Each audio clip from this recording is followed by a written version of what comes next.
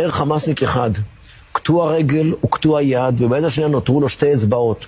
הוא יעמוד על גג של מסגד הרוס ויעשה וי והוא ניצח. למה? כי הילדים שלו ימשיכו, והנכדים שלו ימשיכו.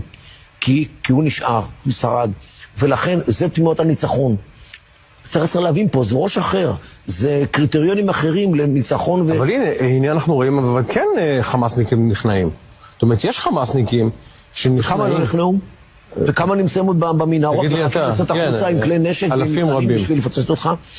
הסיפור הזה זה לא מה שרואים היום. פה הם רואים הרבה קדימה. אבל גם אנחנו רואים הרבה קדימה, סליחה. למה אנחנו מדברים על עם הנצח ועל הדרך הארוכה ועל הילדים שלנו שעוד ימשיכו להילחם? האמריקאים ייתנו לך גב לתמיד? האירופאים ייתנו לך גב לתמיד? החברה הישראלית תיתן לך גב לתמיד? אלה השאלות החשובות.